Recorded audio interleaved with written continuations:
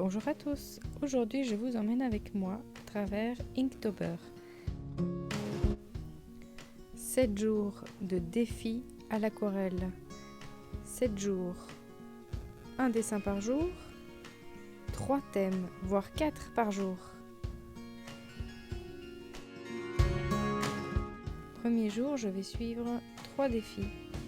Je vais trouver la lune, une citrouille et une robe vintage pour un vampire. Je commence à chaque fois par une recherche en faisant un croquis sur Procreate et ma tablette. Ensuite, je transfère mon dessin sur un papier aquarelle, un carnet, et ensuite je le mets donc en couleur à l'aquarelle et après je le scanne, je regarde les imperfections pour corriger. Et voici donc mon premier vampire.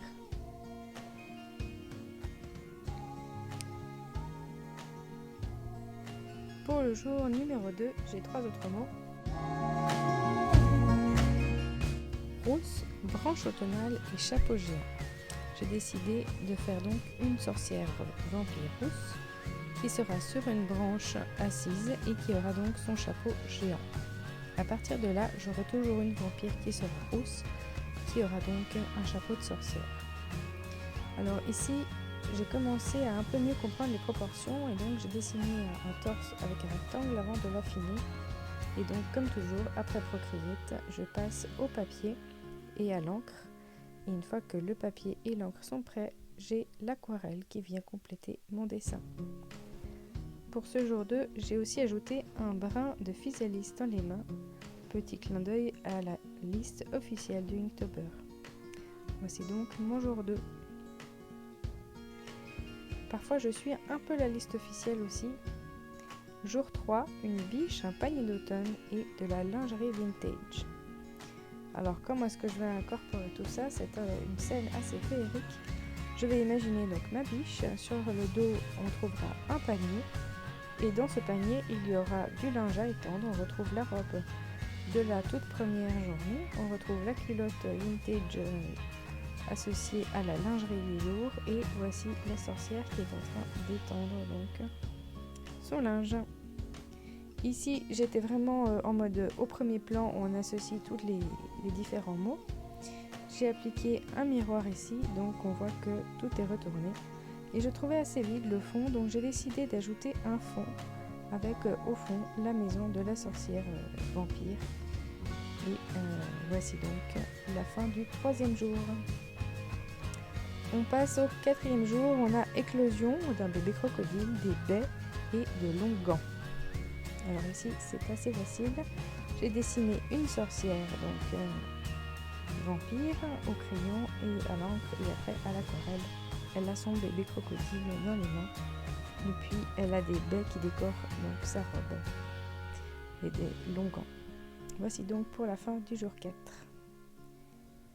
Le jour 5, on a du ginkgo, une pensée, un corset triangle. Alors j'ai imaginé ici une fleuriste puisqu'on a 2 plantes et ma fleuriste ici, au début je pensais que ça ferait plutôt une rue marchande avec plusieurs magasins, donc mon magasin est assez petit et j'ai commencé par la fleuriste en ajoutant des pots devant et puis en ajoutant donc mes petites pensées dans les pots et puis sur le côté encore des petits pots avec cette fois-ci du ginkgo.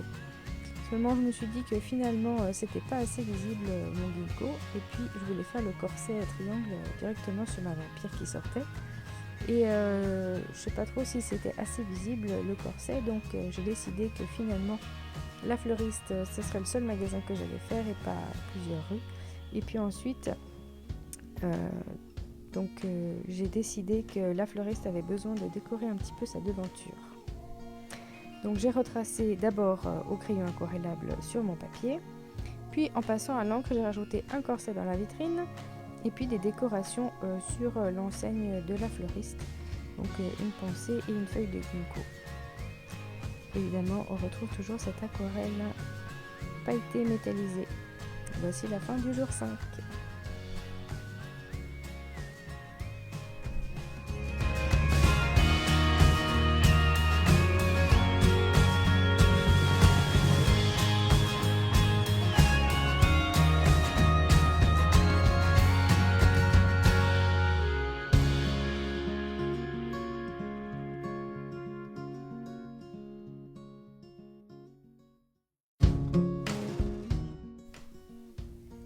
Pour le jour 6, j'ai croissant, hérisson et une plante assez compliquée à retenir.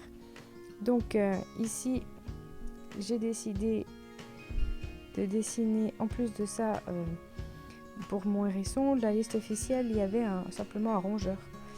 Étant enseignante de maths, j'ai décidé que pour croissant, ça serait une fonction croissante que j'allais dessiner. Et puis ma vampire allait donc être dans une salle de classe avec un hérisson, avec une souris pour le rongeur. Et puis j'ai ajouté donc des pots de plantes un peu partout dans sa salle de classe. Évidemment, je trouvais que c'était assez compliqué ici, donc j'ai voulu rajouter une petite touche de croissant un peu plus normale. Et donc après la mise à l'encre sur ma feuille, je me suis mise à peindre et j'ai ajouté un petit croissant sur la table du rongeur. Après tout, mes élèves aussi, ils en achètent à leur pause, donc pourquoi pas ici ajouter un croissant.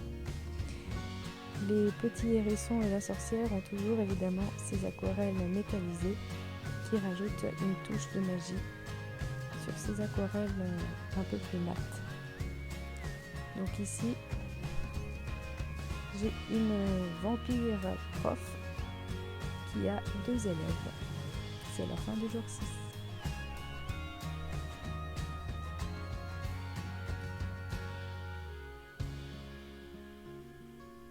Pour le jour 7, champignons, cassettes et baskets. Qu'est-ce qu'on va bien pouvoir faire ensemble aujourd'hui? J'ai commencé par chercher 3 images sur Google, un champignon, des baskets et une cassette. Puis j'ai mis en scène ma vampire avec ses baskets sous un champignon avec un sac en forme de cassette. J'essaye quelques couleurs, cela reste un croquis. Même si c'est du numérique, je prends ça pour un croquis. Ma cassette en noir, ma cassette en blanc, un peu plus de champignons. Avec le digital, c'est facile, on peut rajouter des champignons et changer les tailles, changer les couleurs très rapidement. Pour la couleur, on verra. Passons au croquis sur papier. Un crayon aquarellable discret, une mise à l'encre au stylo résistant à l'eau.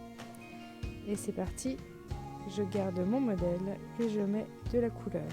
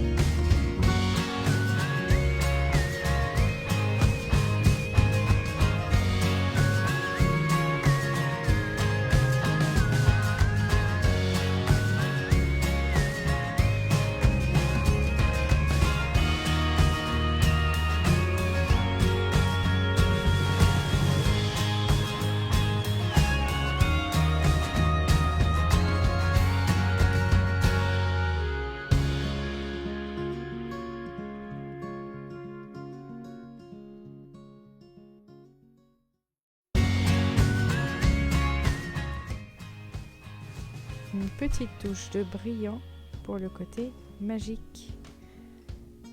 Ici, ma sorcière vampire est toujours rouquine aux cheveux pailletés. Finalement, ma scène se passe la nuit. Qu'en pensez-vous? Et voilà la fin du 7e jour, c'est-à-dire la fin de la première semaine d'Inktober avec 3 défis. Ça vous donne envie? Retrouvez-moi sur Instagram, PinkCapuch, pour trouver chaque jour les défis postés. Mettez-vous à l'aquarelle, ça détend, c'est vraiment agréable. Belle journée à tous.